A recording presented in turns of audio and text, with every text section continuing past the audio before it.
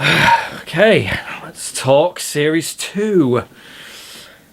Was Series 2 easy to make?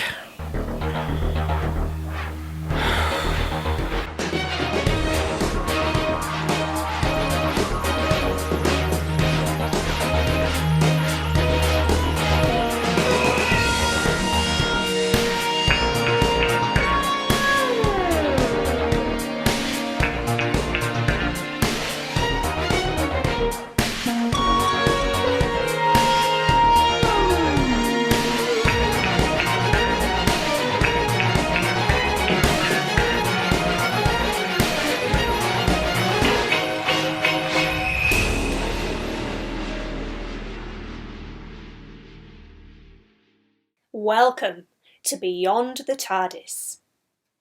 With an established cast and new format in place, the Doctor Who series from Castle Productions was ready to move forward with bigger and bolder stories. However, it wouldn't all be plain sailing. Join us as we take you through the making of Series 2.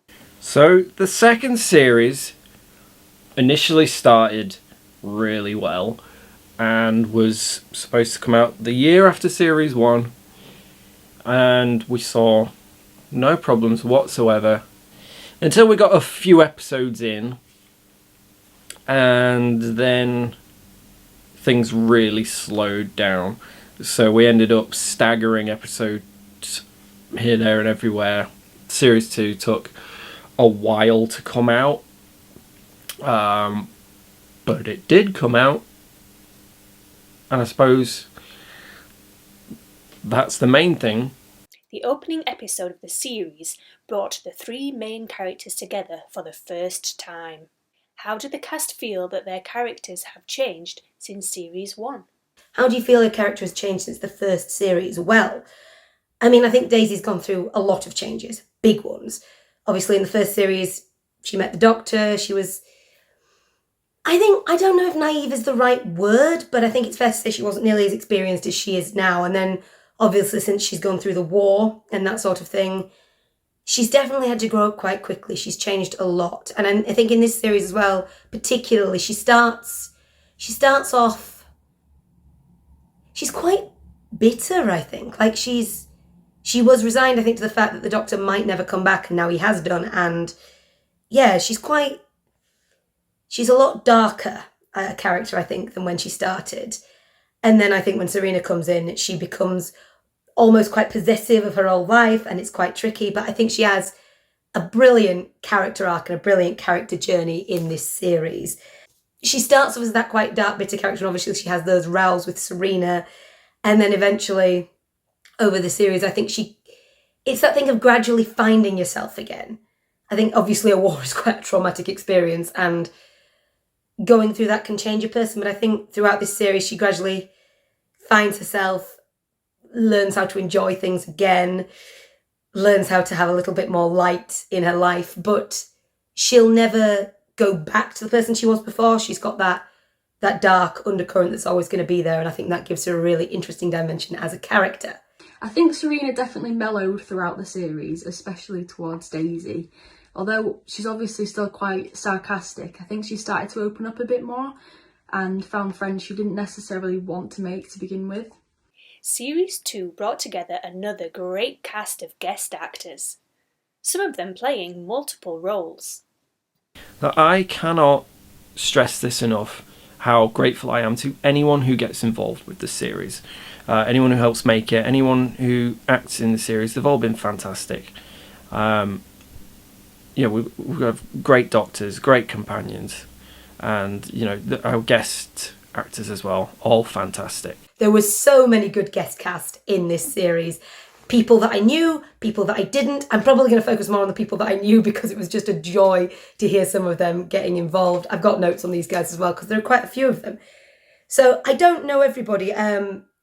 I think I'm going to start by just saying the number one guest cast member that's in pretty much every episode is, of course, Phil Castle himself, who provides a plethora of voices and is really, really good and just does create so much variety. Kudos to you, Phil. I really admire the amount of voices and accents you're able to create and do.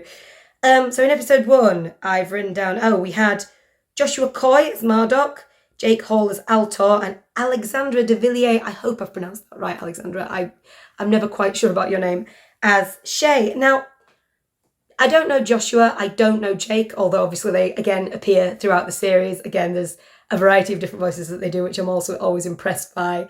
And obviously Jake writes one of the episodes later, which we'll come on to in a minute. But I've known Alexandra de Villiers for a number of years. We've worked together quite a lot. But I didn't recognise her voice till I saw the credits. And I was like, oh, okay. And I'm not going to lie, guys, there were quite a few people like that in this series. But that's a compliment. That is a good thing. If I don't recognise your voice as an actor, it means you're doing a good job. So yeah, Alexandra as Shay was great. Then in episode 2, I mean, I'm not saying if I recognise your voice immediately, you're not doing a good job, because Diana, I recognised you straight away.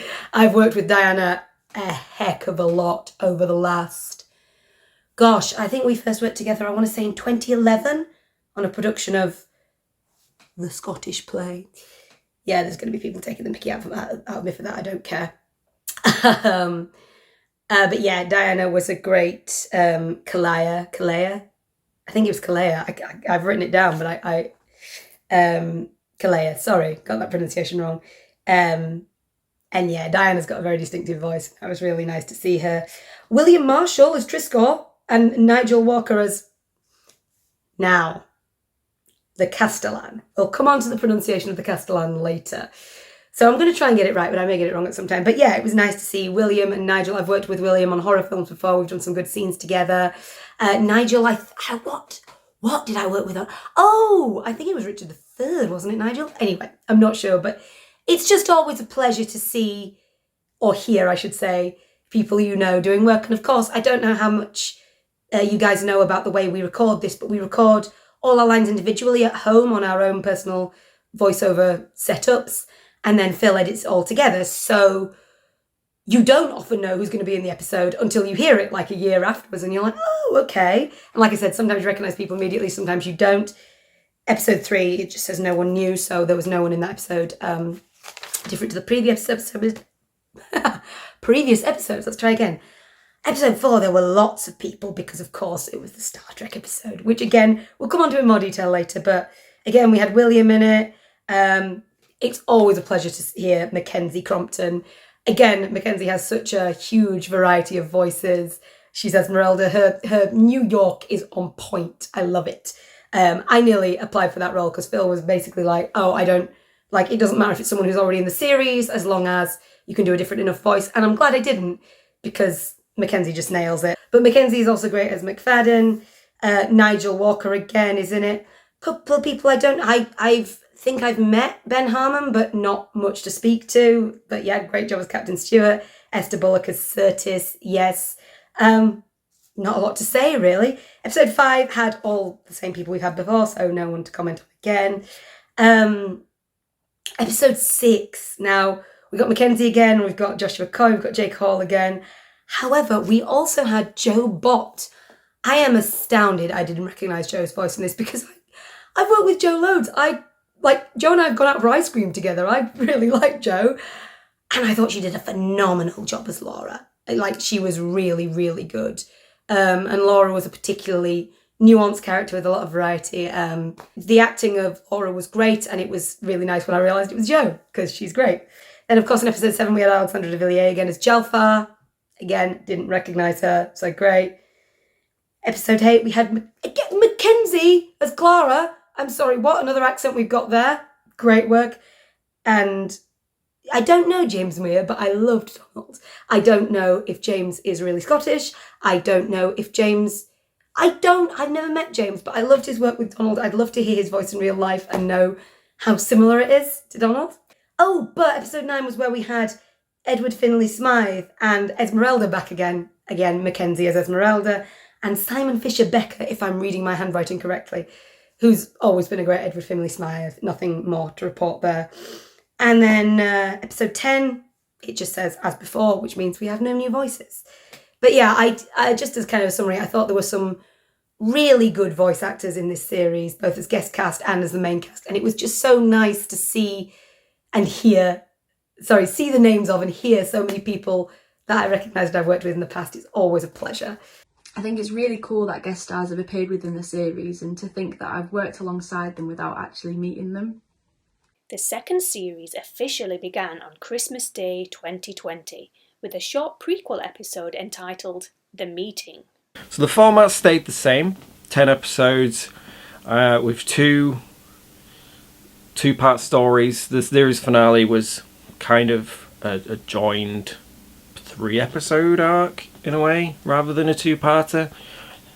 And we'd already started on series 2 with the prequel, which was The Meeting, taking place between the president of Gallifrey and the Chancellor, discussing an immediate threat and that they have to keep the Doctor safe above all costs, because the Doctor's the only one that can save them.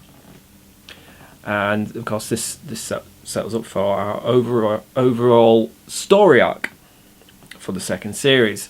The opening episode of Series 2 was The Consequence of War, and gave listeners their first taste of a series-long story arc. So we begin with The Consequence of War. Obviously we left Series 1 with the cliffhanger of, what's going to happen after the Sontaran War. The Doctor and Serena are still without the TARDIS, and Daisy's being left behind with the resistance movement. We got a little glimpse of what might happen with the prequel, obviously with the Doctor creating a TARDIS detector, so we knew he was going to find the TARDIS. And this episode I wanted to bring them all together fairly early on. So obviously, the Doctor finds the TARDIS, him and Serena go and pick up Daisy, and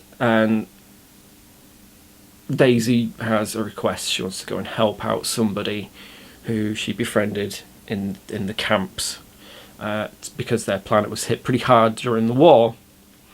And this planet quickly became Messaline, which, as Doctor Who fans will know, is the planet where the Doctor's daughter Jenny was created in the BBC's series with David Tennant. I chose this planet because of the mystery of the series, which was Serena. At this point, where we're starting to delve more into that, we had her obviously in the series finale of Series 1. She says, she knows things about the Doctor because she studied him, and at first you take it at face value. Then you got to start thinking, is that really why she knows? So we were setting up these possibilities to get the viewer thinking, who might she be? And so this episode, obviously, going to Messaline, and then at the end of the episode when Shay says about, ask the Doctor about Jenny and who she was, maybe at this point you're starting to wonder, is Serena Jenny? Could that be her real identity? But obviously the main point. But obviously the story is, in a way, it's a very political story. It's between two opposing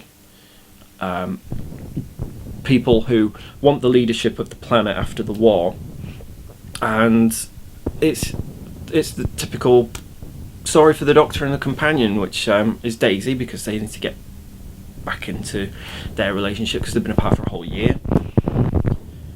And obviously you get the side with Serena where she's very smart. Her and Daisy don't get along at first because Daisy thinks she's been replaced and Serena's not happy with her attitude. But then there's a sort of sense, like the Doctor says, she helped. She's not bad, she helped. And Daisy has to accept that. But yes, the episode 1 was The Consequence of War. That had the election in it, had Marduk, it had the bomb, and then it had the Jenny cliffhanger. I thought this was a really good opening episode. I don't have a lot of strong major memories about the recording of it or anything, but I really liked the cliffhanger. Daisy pushing slightly too far and then backing off. I think that was a really good opening episode to the series, a really nice idea to start it. Every time I recorded, I remember it took so many attempts just to get one line right, especially in the first episode. It'd all be going smoothly and then I'd pronounce one word wrong or stumble on my words and I'd have to start again. Even in the latest episode, actually. As frustrating as it could get, I'd always laugh about it afterwards, and I'd always apologise to Phil in advance just in case the pronunciation wasn't right. It was always really interesting to read the script before recording too, as I never knew what to expect or where the story was going to go next. The second episode, Age of Youth, there's a very Time Lord feel to Series 2. Obviously, you get that from the prequel, even from the end of Series 1, where the Time Lords show up to save the day. And so this episode delves into the darker side of things.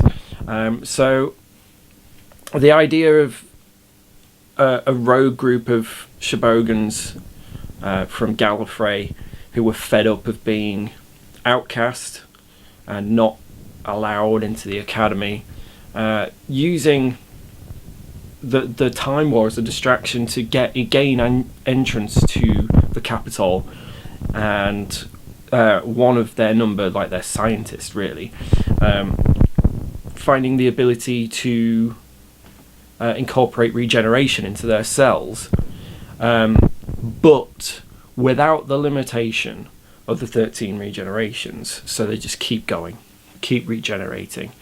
And the Time Lords obviously want to punish them, but they see them as abominations, so they banish them completely from Gallifrey and put them down on this planet, which is in the sort of orbit of this stellar event, which the Doctor says was part of Omega's experiments.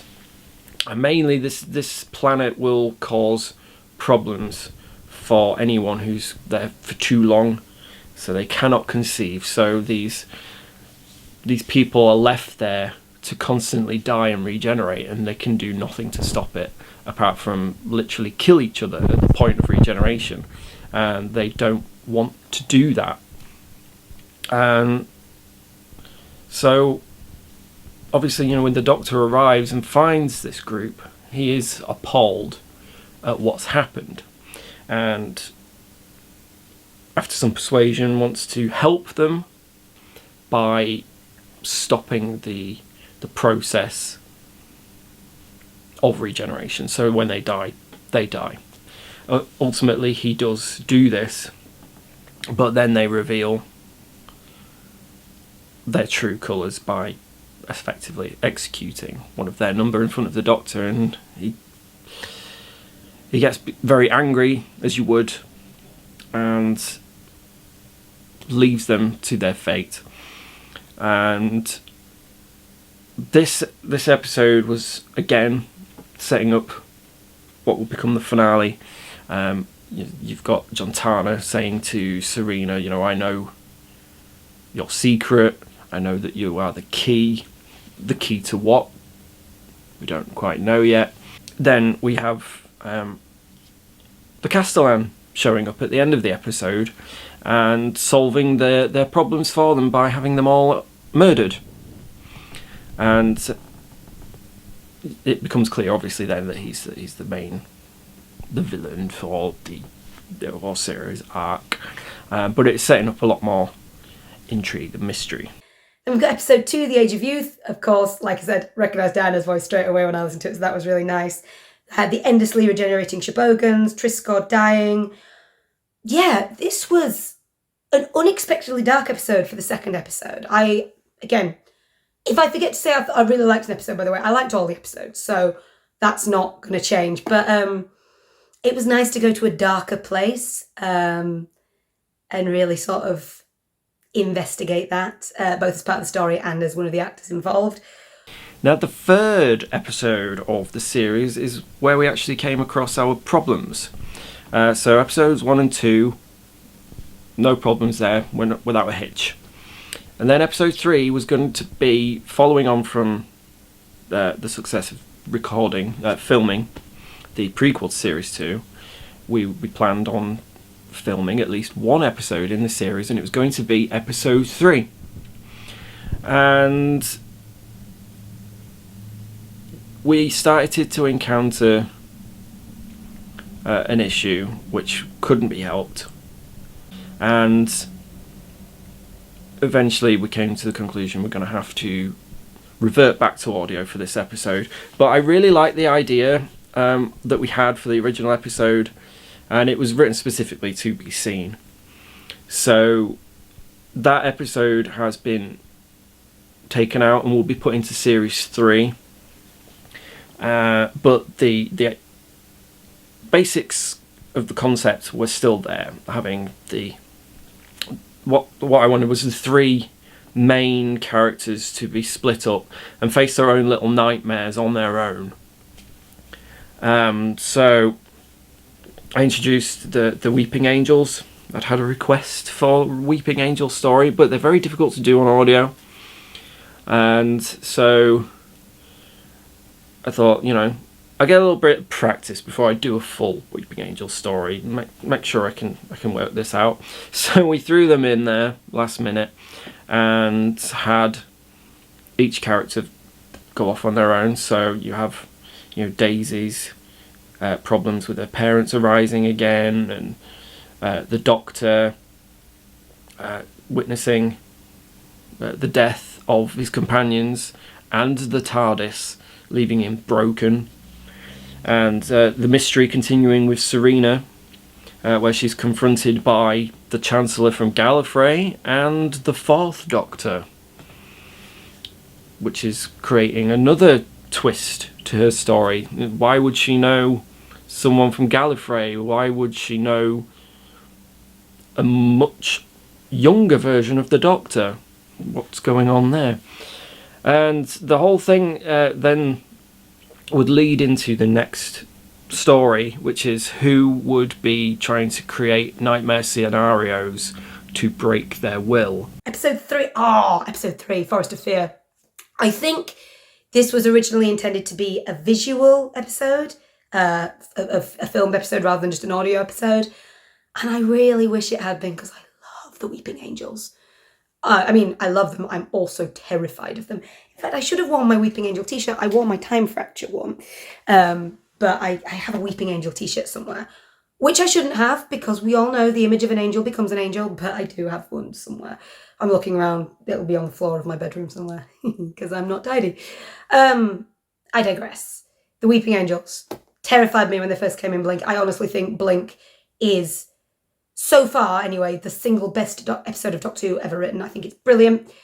So I think I said at the end of the last series, I wanted Phil to bring in the Weeping Angels, so I'm so excited that he did.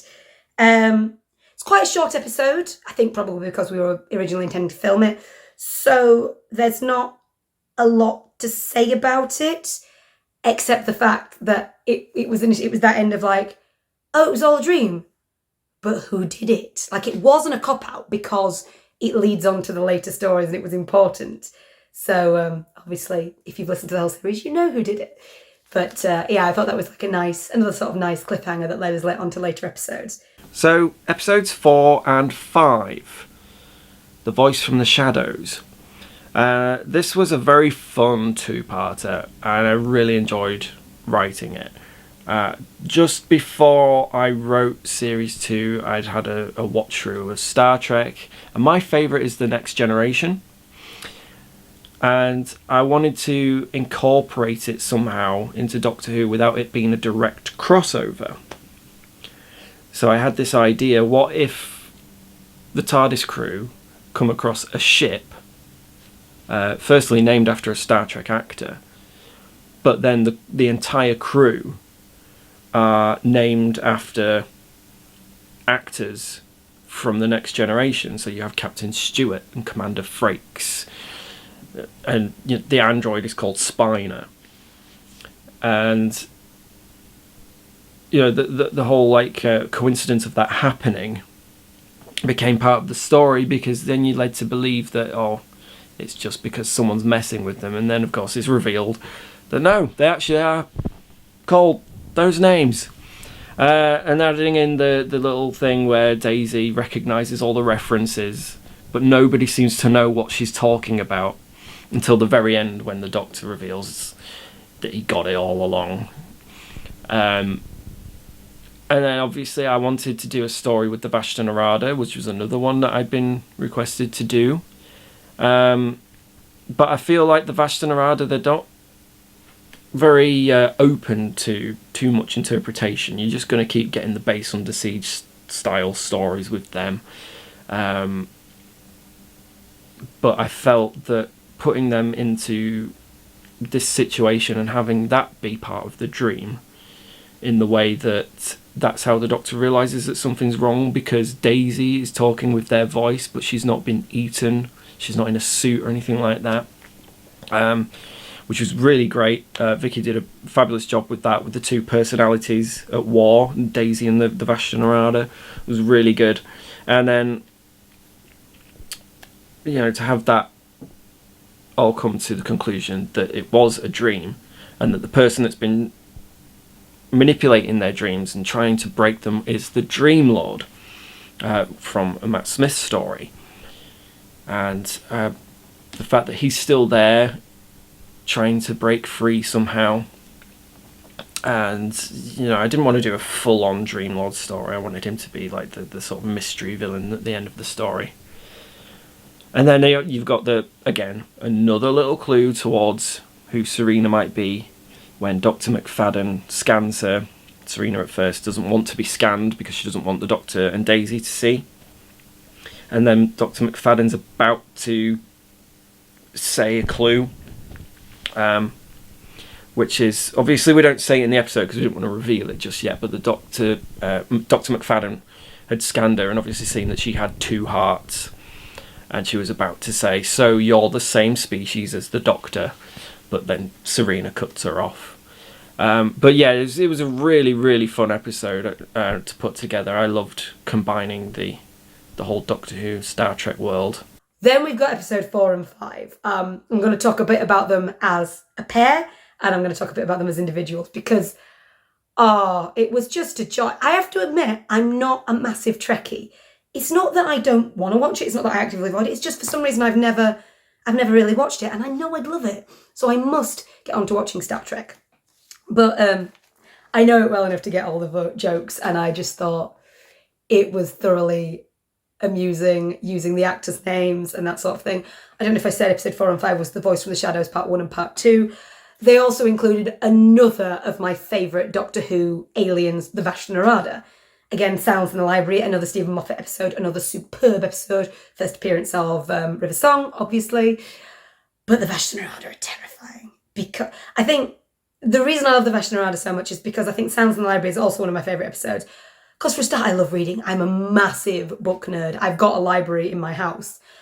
So, genuinely, if I could go anywhere in the Doctor Who universe, I know this is geeky, but if Doctor turned up in my bedroom now, I was like, where do you want to go? It'd be like, oh my God, the massive library, please. Because it gives me so much joy.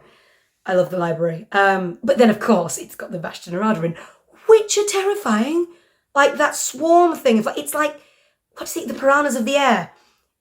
They're scary because they're just a predator. They're brutal, they're efficient, they're quick, there's lots of them, and it's not like you can reason with them or anything. They're a predator. So yeah, I digress, but I loved that Phil brought the Vashta Nerada in to this episode. But episode 4 starts with the letter guessing game. Oh my God. As if I didn't guess from that bloody letter guessing game who Serena was, what she was, and where she was from. It begins with a G. Are you joking? But I didn't, which shows it's good writing and a good twist. So well done, Phil. But yeah, I should have got that. When I listened back to it after knowing the ending, I was like, are you joking? How did you not get this? You absolute fool. But that's good, I suppose, when I was recording it, because I genuinely didn't know. And there will be people out there who guessed it, and kudos to you, because I'm an idiot. My favourite bit of this episode was, I'm fine, just a little. And it was like, it's giving me chills just thinking about it. And obviously it's an homage to Hey, Who Turned Out the Lights? But it's a beautiful homage. And honestly now, whenever I say the words, I'm fine, when I hear that voice, Nigel's voice going, I'm fine, just a little, every time I say I'm fine, I hear that in my head. And I have to physically stop myself from adding just a little, because the fact is, no one outside the podcast, or the series rather, apart from the actors and the fans, are going to know what I mean if I say, oh, I'm fine, just a little.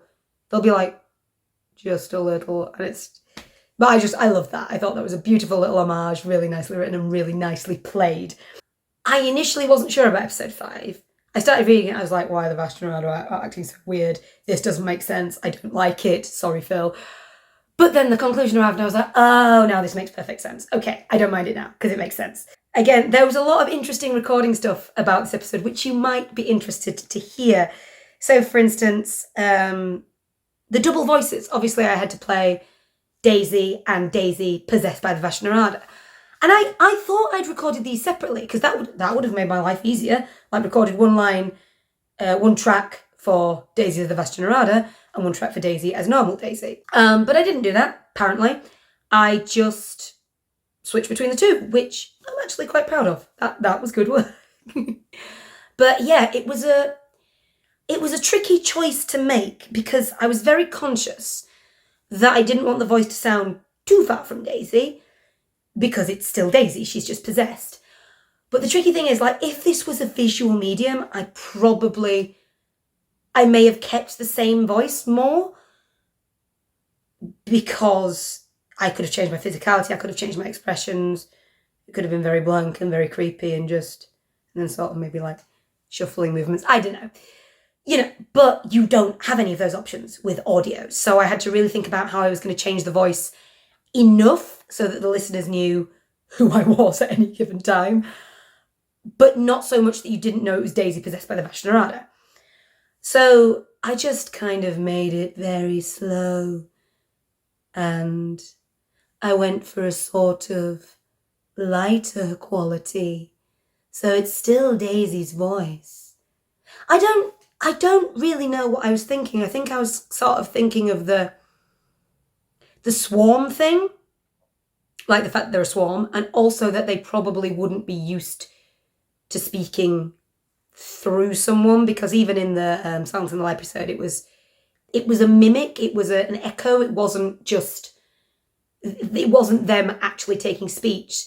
So I wanted it to sound kind of slightly abnormal, a little bit slow, a little bit like it was a difficult thing, like the vocal cords weren't quite coming together. So obviously they were, because vocal health, but it was that sort of light, airy feel, which made it very challenging when they got angry. Like, I decided on this voice and recorded a bunch and then went, oh, they're going to get angry, which I recorded the word enough so many times. Like, I went back in to my recordings before I filmed this just to see, because I wasn't sure if I'd recorded the voices separately. You know, like I said, I could have had one track for the Vashtornado, one track for Daisy, and I didn't. But what I saw was about 9 takes of enough. So I obviously found that challenging. But I mean, any actors who are watching or listening to this will understand this. And I think for anyone who's not, it can be so hard to nail down a single word. Again, especially for audio, because you haven't got your expressions, you haven't got physicality, you've just got your voice. And it can be really tricky to get that, quote unquote, right for the medium. I never know if Phil listens to all my takes, by the way. Like, if I send him 9 takes for a line, I have no idea if he just uses the first one. I don't know. But, yeah, I've often sent multiple takes for, like, what? Which, yeah, single words can be particularly tricky to nail. And obviously, I found enough quite tricky. But I think especially it was tricky because I was maintaining that Vashtornado voice, but they needed to be quite angry. So it was hard. The other thing I practiced a lot to make sure I get it right was engage. And I probably didn't do it right then, but I listened to so many recordings of Patrick Stewart doing it because I knew it was something that if any fans of Star Trek were listening to, they would want me to get it right. I knew I couldn't skimp on the research for that one. I hope I did it justice. I'm never going to do it to the level that Patrick Stewart did. That man is a genius. Whether he's playing a captain of a starship in Star Trek, or whether he's playing Claudius in Hamlet, which I've just finished watching. The man is a genius. I can't possibly hope to match him, but I hope I did the line justice as Daisy. The other thing, there was the extra clue about Serena's identity. Again, why didn't I figure this out? But the clock in the painting was a lovely clue. I love stuff where people pepper through little clues. The best kind of twist's a twist that you could have guessed, but you didn't. I think I might have already said that. And a twist that you guess too quickly is boring. A twist that is impossible to guess is boring. But a twist that you look back on and go, oh, I should have got that. That's so clever, is great. But yeah, stuff that I should have figured out and didn't always makes me happy. Especially when I can go back and look at the trail of breadcrumbs and realise, yeah, that was all there for me to figure out. So episode 6, which is titled Laura, is one of the very few pieces that I put towards the episode, because this episode was the first of ours to be written by a guest writer, which is Jake Hall, who for the Hill Productions series, which is a prelude to our series. I wanted to get a guest writer in because it just felt like it would just be too samey, my writing always being there. So the basic premise was to Jake, you've got your 3 characters, here they are. You can take them pretty much anywhere as long as it's not like established stuff, and stay away from this, that and the other, because that's going to come about later on. And Jake came up with this brilliant idea of coming across a former companion who we haven't even met, who was a companion to the 16th Doctor, who is in fact played by Jake and does make a cameo in the episode. A very moving scene at the end of the episode. And so we had Laura Atkins, and it did have a different title at first, and I just felt like, because this story was about Laura specifically, that Laura was a very nice little title for the episode. But yeah, Jake wrote a really brilliant story, and it was something that was different, that's not like in my style, which is what we were aiming for. And to have like some different eras of the show being brought together like that was really nice, and I really, really do enjoy the end of the episode. Not just because my Doctor shows up for a moment, but just the whole thing from when the Doctor, like our Doctor, realises who it is, to the 16th Doctor turning up to be able to say goodbye. And that whole last scene and the way that Joanna played it is a beautiful, beautifully touching scene, and yeah, a very welcome addition to our series. Episode 6, Laura. Guest writer, unusual, Jake Hall. I really liked this one. I thought it was such a good episode. It was a great emotional journey for everybody, but also for Daisy. I had such a nice journey in that episode. There was lots of peril, there were lots of crises for me to get into. I love anything like that. My thing as an actor that I'm interested in is I'm interested in doing anything I can't do in real life. So don't get me wrong, soaps are fine, and I'm not saying I wouldn't do one if I was offered one, hint hint. But what really excites me is things like the supernatural, period dramas, stage combat, because, touch wood, I hope I don't get involved in any serious fights with swords in real life. And things like this, where I get to get involved in sort of really perilous scenes where I have to rise to the challenge. I love anything like that. They really excite me as an actor. So this episode was great for me. And like I said, the journey, it was great. We start off on Riders 7. It's really lighthearted, really fun. Can't believe you actually got us here. Then, of course, we get dragged away, and there's that lovely scene where me and Serena, we're kind of friends now, but we're still arguing. And I always say you can't call anyone a bastard unless they're your best friend or your worst enemy. And I think we've gone from being enemies and having genuinely serious arguments to having these kind of, well, what do you think you're doing? But it's not a really serious argument. You're going to be fine afterwards. And I really enjoyed that argument scene. And then there was obviously the really emotional stuff that we go through of Laura being injured and me trying to help her, and then Laura dying. Yeah, it was a sad episode. It made me cry. It was great. And like I said already, I didn't realise it was Jo Bott, and I thought she did a phenomenal job as Laura. So, yeah, great episode. So after episode 6, I wanted to ramp things up a little bit still playing on the Time Lord side of things. And so we came to Doctor No More, which of course, are the words spoken by the War Doctor, but this is a totally different way of doing that. Because the whole thing for me was the War Doctor was described as this, incarnation that was forsaking the name, was doing these terrible things in the war, but we never saw that. We never saw the Dark Doctor. I wanted to see what happens if the Doctor really goes bad. So that's what we did.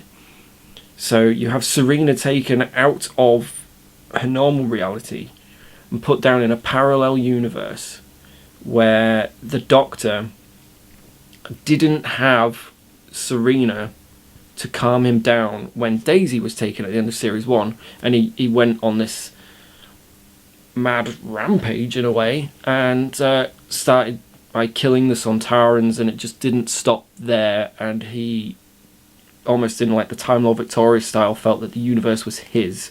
He'd earned the right to do what he wanted with it, and that included doing a lot of terrible things. But the only people that knew that he'd tampered with the course of history were time-sensitive people, and they formed this resistance. That then the Doctor, who now calls himself the Emperor, his new personality in a way, would then have to wipe out. And, you've got Daisy there, but she's now Athena. Like, the Doctor's gone to war and Daisy went with him, and they just kept killing, and like the dark side in them both came out.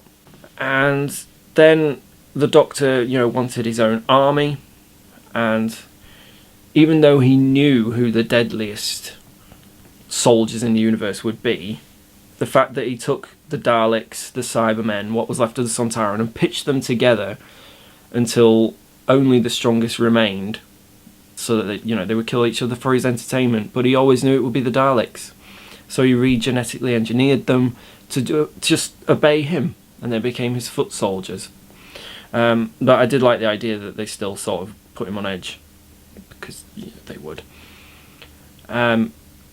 So it was a really interesting idea. I know we could have gone further with it, but I didn't want to dwell too much on it. You could do a whole story arc with the Doctor being bad. But the fact is that at the end of the day, the Doctor still needs to be the hero, so you don't want to go too far down that route of the Doctor not being a hero. So, again, we added in the little teasers, where, Athena will say, like, you recognise that planet there when they point to Gallifrey, and when you've got Russell on there, and he's like, I know who you are, and this and the other. So it's very clear by now that Serena, originates from Gallifrey. And obviously, we addressed the glasses as well that you will have seen her wearing, which are the same that the future Doctor has used in episodes which are not available now, but keep an eye out. That she mentions a future Doctor created, so obviously at some point he sent those to her.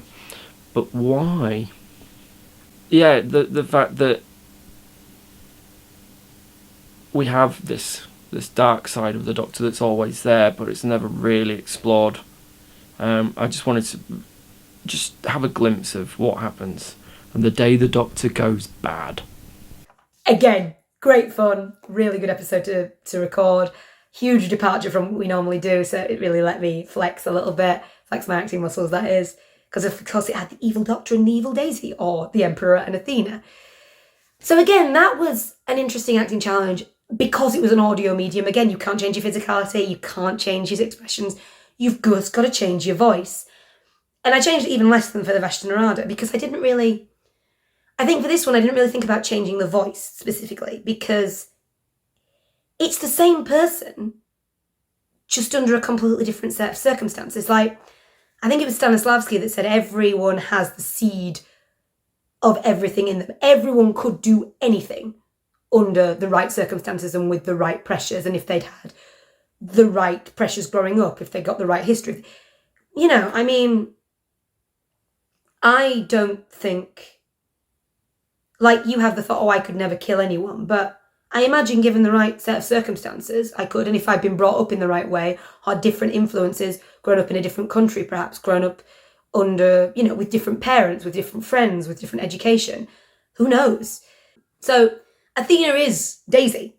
It's just that she's gone through some different things, she's made different choices, the Doctor has influenced her in different ways, so it was less about kind of faking a character change and more, well, what would this character be if she'd really gone through those things? And that made it a lot easier to access, although of course you still play the villain voice a bit because it's audio and you kind of have to point it up a bit. And I like the way the episode ended because it ends with like that lead on, James calls, and it's the lead on into episode 8. And it's always nice when you get a little bit of a hint of what's to come. So I thought that was a nice ending to that episode. So episode 8 is where we really get into what I suppose you could say is the start of the finale, but not technically, which is the tale of the spectacled ghost. So I wanted to do a bit of a ghost story, but I didn't want it to just be generic ghost story because it's been done before. So there was a meaning behind it and who the ghost was. And we brought back James from series 1. He seems to be a fairly popular character, and I wanted to see what he was up to now. So we had him engaged to Clara from Scotland with her very eccentric father, Donald McCaskill. And the Scottish house by the lake, the creepy imagery that brings up. And this ghost, keeps saying these lines over and over again. I will find you.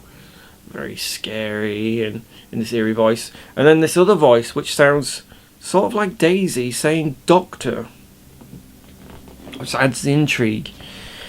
And then, obviously, you go through this whole story, and then it was revealed that the ghost is not in fact a ghost, but almost like a ghost image. It's an echo sent back through time of the Doctor, the moment that he's taken away from McCaskill House in this portal.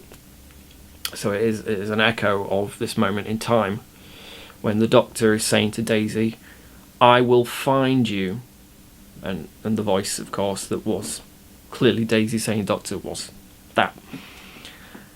So, you've got this portal. Where does it lead? Why has Serena walked through it without saying anything? The Doctor is going to follow her, but he sent Daisy to safety aboard the TARDIS. And he thinks that'll be the end of it, but the TARDIS has other ideas and decides to follow them to wherever it is they've gone. And again, this was another fun episode to put together. There's a lot of nice moments in there. Another moment alluding to Serena and where she says her planet is a long way away. And there's that lovely moment as well with the Doctor and Daisy. I was writing the episode and I realised this was the first time when they're on the boat that they had been alone together since the start of the series. When they were on Mescaline. So it was a nice touching moment to realise how much they'd changed, but they were still best friends. And then of course we have episode 8, The Tale of the Spectacled Ghost. Again, I really like this one because it was one of those things, it was another sort of breadcrumbs thing. It's like, I don't know if you could have figured it out without all the information, but there were clues. Like the Doctor scream, that was obvious to me anyway, but obviously in my voice, and I hope some other people picked that up. It was distorted, but it sounded familiar, at least to me. So I hope people picked that up. Obviously, the Spectacled Ghost is not a ghost at all. It's an echo in time. The Doctor and Serena get pulled away. Sorry, the Doctor and Serena, get pulled away. TARDIS drags me away. We all get separated. I like the ending because I think it was very me, especially the bit where it was like, wait, what have you done? It's that thing of,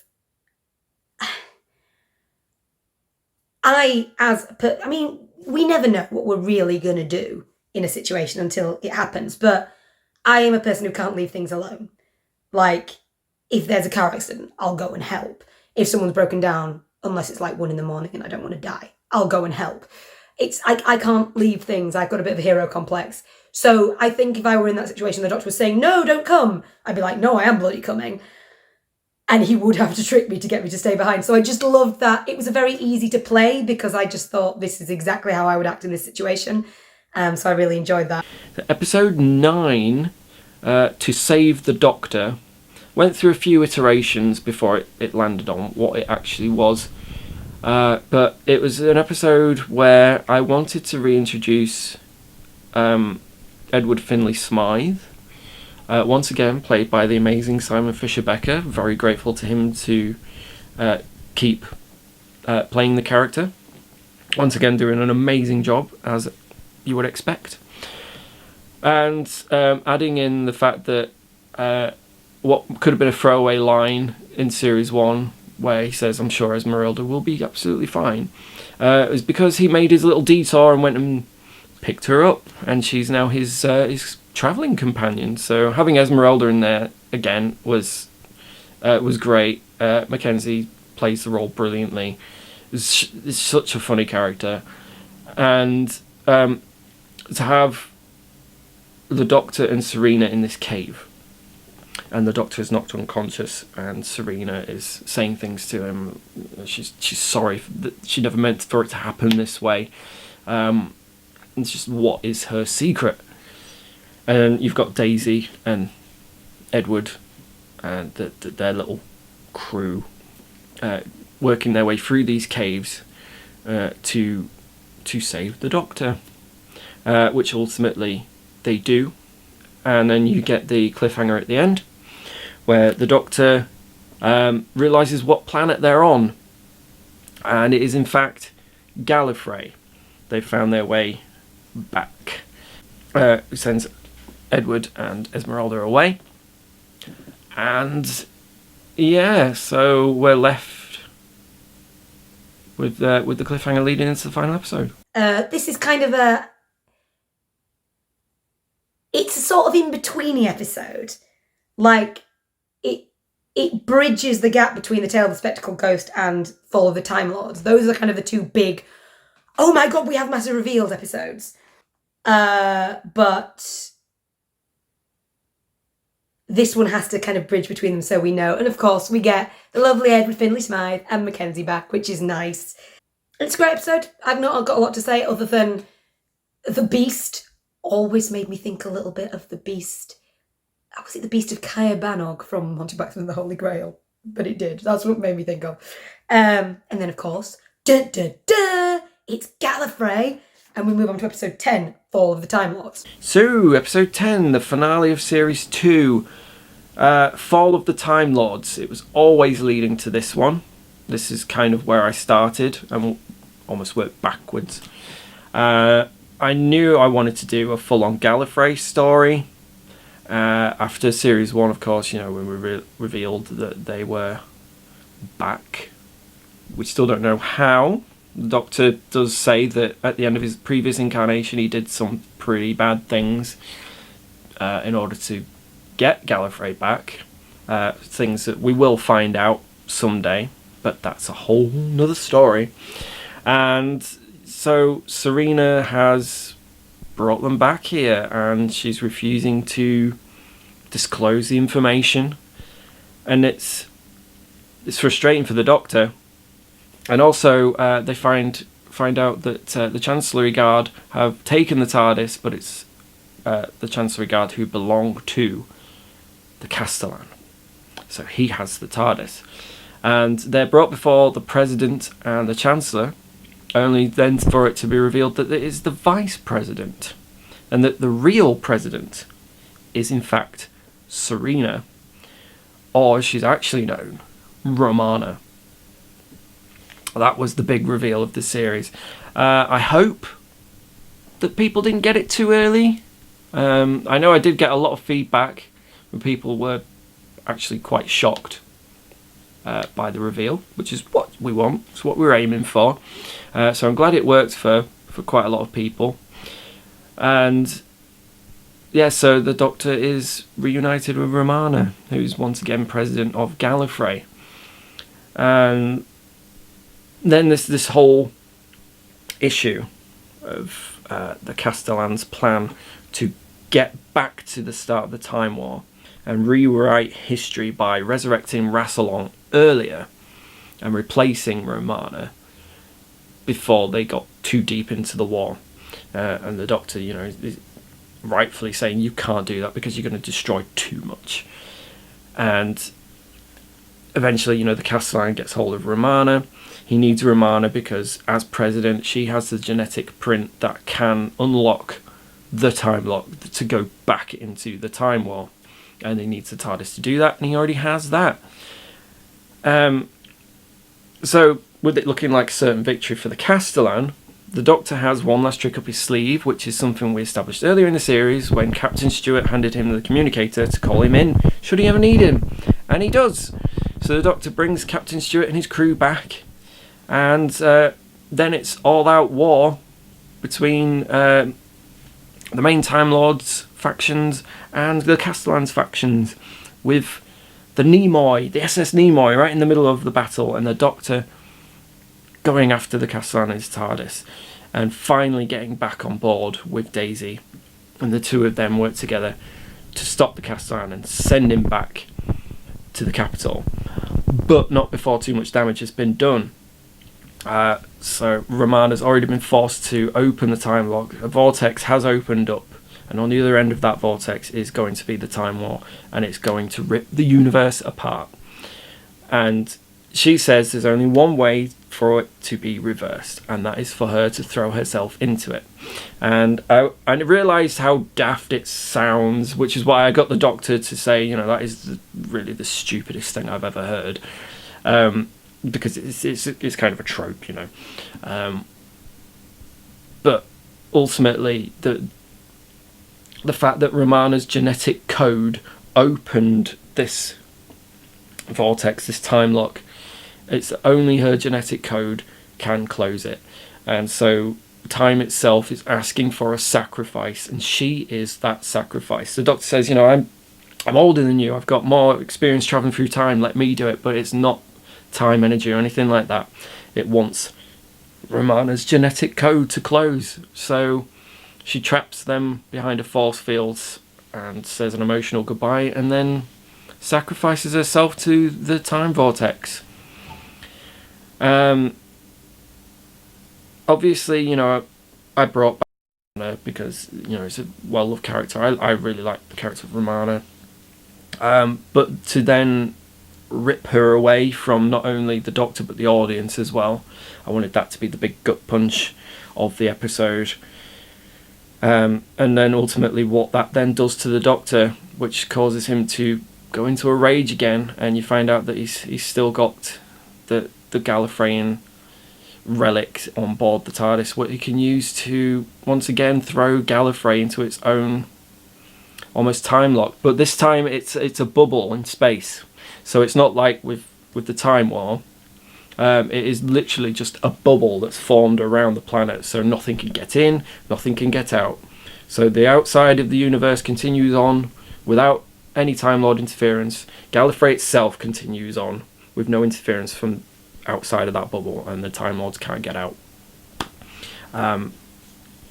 So it's a very tough moment for the Doctor, and afterwards he feels like, maybe I've gone too far, and he says, I need time, which is where we left the Doctor and Daisy. But not before another little teaser for going forward with their adventures, when the Chancellor and the President mention a prisoner from cell 1965, which is a very important number in reference to who it might be. So see if you can work that out. But that is something that the Doctor has to face going forward. I think I audibly gasped when I realised that Serena was Romana. I knew she was keeping this big secret, and there was always hints towards it, but I never knew what to expect. Fall of the Time Lords has the Castellan in it. The pronunciation of Castellan, oh my god. I am astounded that I got this wrong, right? It's like, I don't want to be arrogant or anything, but it's my skill. I'm good at language. I'm good at spelling and grammar and reading. And I've always heard it pronounced Castellan. So I didn't bother looking it up because I thought, yeah, that's a word I know how to pronounce. And Kai got it the same as well. And then it turns out we were wrong. And yeah, that's a bit embarrassing. But hey ho. But yeah, I've looked it up numerous times now, and all the dictionaries say it's Castellan, so I bow to the superior knowledge. And also, I'm going to be honest, I love Doctor Who. I'm a huge fan of like Eccleston onwards, but I haven't watched a lot of the older episodes. So I did not realise that this was a genuine Doctor Who character and not something that Phil had invented. So I didn't realise there was a correct pronunciation. Sorry. I don't know whether he'll appear in the next series, but if he does, I'll make sure I get his name right. But yeah, I messaged Kai. Like, I sent him a voice note on Facebook going, it looks like we got this wrong. And he was like, no, we didn't. I'm like, no, we did. Here are all the links to the pronunciations I found. He was like, but how? And I was like, I know. But anyway, that is my enduring memory of this episode. Sorry, even though it's a great episode. So obviously in this episode, we find out that Serena is in fact Romana. I've written down here, shock horror, she's a Time Lord. Why didn't I see that coming? I should have, but I didn't. This is quite an emotional episode. And it's a funny one to record vocally because, again, you want to do it truthfully, but you've got to get enough through the voice to be clear about that. So you've got to play around with like intonations and a little bit of voice breaking and stuff to make that come through. Which is fun. I enjoyed the direction it went and the way it landed with the Doctor being really furious. Because I think it's a really important side of the Doctor. And it's, for me, it's always the side that makes me remember how old he is. If the Doctor is too light-hearted when he says, I'm 900 years old, I don't believe it. But if the Doctor has that darkness, I think David Tennant does it best, again, out of the ones I've seen. And it's the episode, I think it was The Runaway Bride, but I just remember him standing on the balcony looking down and Catherine Tate having to stop, you can stop now. And in that moment, David Tennant looking down, I'm going, yeah, you've seen a lot in your life. You are dark. And that's what reminds me that he's old. So I think it's important to get that darkness out every now and again. And I think Phil writes it really well. I think Kai plays it really well in this episode. And I also think it's actually possibly the first time Daisy's ever seen him go that far. Because, yeah, she's seen him stop his enemies and stuff, but that was his own people. And that, I think, takes her aback a little bit. It's a bit of a shock. And it's also, it's that care she has for him. It's not just, oh my God, what have you done? It's, oh, this has really hit you hard and I'm going to need to be here for you. And it was a really nice way to end the series. And then, of course, we have the little tail end of the thing. Someone's escaped. I know who it is, but I'm not going to tell you because it's in series 3, which hopefully will get out to you soon. A lot of us have had scheduling conflicts and stuff. I'm sorry. I am now back at drama school as a mature student, so my schedule is nuts, but I'm doing my best for you. The dramatic series finale certainly changes things for the Doctor and Daisy. How do the cast feel about such a big change? Season 2 was a big development for Serena, I think. It was clear there was like a big secret that she was trying her hardest to keep from her friends, but she hated lying to them, but she had to keep them safe. Like I said, I think she starts off quite bitter, quite fragile, I think is the word I'd use. Like she's very raw after the war. She's afraid, I think, to open up to the Doctor again because he essentially abandoned her for a year. And she tries to, but then Serena turns up and that's a shock and all these walls go up. So I think, like I said, at the start of the series, I think she's very, very defensive, very protective, very bitter, doesn't want anything to do with Serena.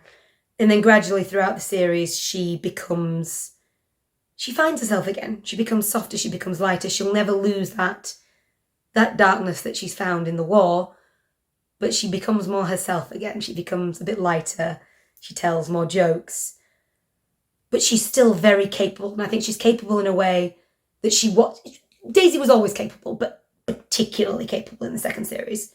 Like, she's got that life experience. She knows how to, like when Laura is injured, she handles it. She handles stuff. And I think that's apparent throughout the series. And I love the way her journey, particularly her relationship with Serena, develops because, like I said, at the beginning, they're at each other's throats. I think probably you should never judge a character you're playing, but I think Daisy is probably unfairly hard on Serena at first because maybe she is a little jealous, although I'm not sure that's the right word. I think she's hurting. She wants things to go back to the way they were before. She's been in a war for a year and then she comes back and it's like a place that's been taken and it's a bit bamboozling, and change is always scary. And I have this belief that anger is always underpinned by fear. If you're angry about something, you're probably scared about something. Like, perfect example, I was angry yesterday that I'd been sold a faulty printer cartridge. They're £27 each, people. And I was worried that the supermarket weren't going to take it back because they're a bit funny about taking cartridges back once they're opened, obviously. And I was really annoyed. Not with them, I was annoyed at home. I was like, but it's because I was scared. It's because I was scared I'd just basically frittered away £27 that I can't really afford right now. And then I got there and they were fine. They were really helpful. But it was interesting to kind of look at that and go, oh, I'm angry because I'm afraid. And I think that's Daisy in a nutshell in the first half of the series. She's angry and bitter and stuff because she's scared, because it's different, because she doesn't know if she's got a place on the TARDIS anymore, because she's scared that Serena's replacing her, and that all gets a bit fired at Serena. And then they gradually grow together and influence each other, and I think that's really nice. And then in the end, obviously, they're like sisters. It's really heart-wrenching. So yeah, I think Daisy has a really interesting character journey in series 2, and it was genuine joy to be part of it. I'll miss playing Serena. As I said in the last interview, she really is my alter ego and who I'd like to be in real life. So I think I'll definitely use her in my daily life. As the character, Daisy is obviously devastated. They got really, really close. It was a horrible shock. The way it's affected the Doctor is a horrible shock, and Daisy is devastated. As the actor, I'm also devastated because I don't want to lose Amber. It was an absolute joy to, again, obviously we don't get to act together because we are, like, we do record our lines separately and come together, but I thought Amber was a really good Serena. She really brought Serena to life, and I love acting with her. And I've not got to act with her very much, even though I've known her for a while, because Amber is a bit younger, well, quite a bit younger than me, and she was quite young when we first met. So I've seen her grow from like being a child actor to being an adult actor, but we've not actually crossed paths that much as actors. So it was a shame that she's out of the series now, because I'd like to act with her some more. But hopefully we'll get to do that in other stuff. My highlight for season 2 was Serena surrendering herself. I think it was really brave and it really showed her character development from the first time that she appeared.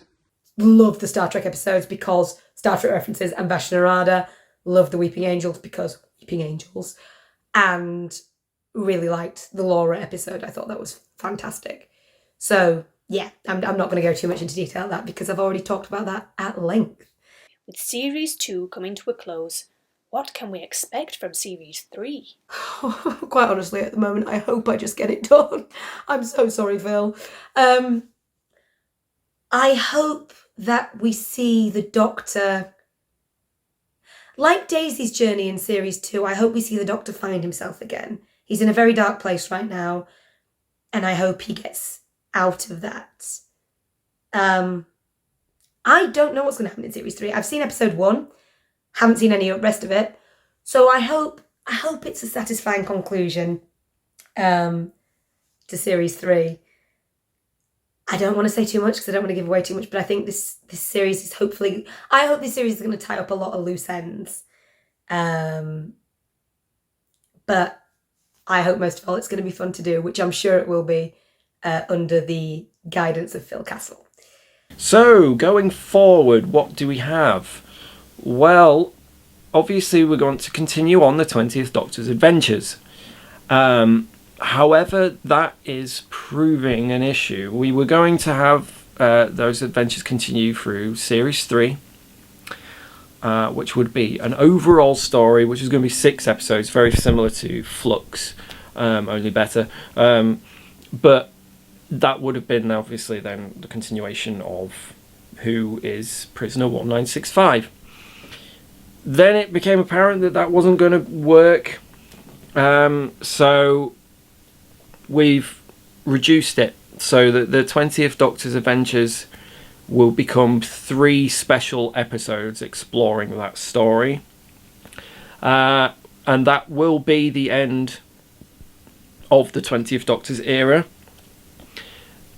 We're still not really sure if it's going to happen. At the moment, all signs point to it doesn't look like it will, which we're really, really sorry about, and it's beyond my control. Obviously, we want to finish the era. We've got 3 episodes left. We want to get it done. We want to give you a full era of the 20th Doctor. But like I say, we're hopeful that it can happen someday, but for the time being, it's not looking likely.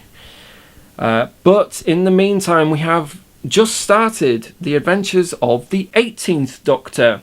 So we've gone back in time a little bit, 2 incarnations previous, and we started with the new Doctor and his companion Alice Mason Cooper, the first episode of which is out now, Pilot 400. We hope you really like that one. It's the start of a really good storyline, which will be told in chapters, each featuring 3 episodes, so we're really, really excited about that one. As for Series 3, that's now been reshaped and will be the first series featuring the 21st Doctor, who will be revealed early next year, and their new companion. So they're going to have a full series of 10 episodes. This would have been Series 4, but has now been brought forward to become Series 3, because we don't want to keep you waiting too long for future stories. There will be a slight bit of reference to what happened previously before the Doctor regenerates, but we're not going to go too much into it because it will become spoilers for if we ever do, release those episodes, if we get the chance to make them. But Series 3 is shaping up to be really, really good. New Doctor, new companion, new stories, whole different feel, and we're really excited to bring you more stories going forward. So Series 2, it was difficult to get out, but ultimately we did. We got there in the end, and we've got plenty more planned out over the next few years, and we are now taking those steps to make things happen. And so, will we see the end of the 20th Doctor's adventures? We really, really hope so. But in the meantime, we hope you have enjoyed what's already been released, and will continue to enjoy adventures with the 18th Doctor and the 21st Doctor. Who will that be? Stay tuned to find out. But, as ever, we hope that you stick with us and continue to enjoy the Doctor Who fan series from Castle Productions. And, in the words of the Doctor, Allons-y.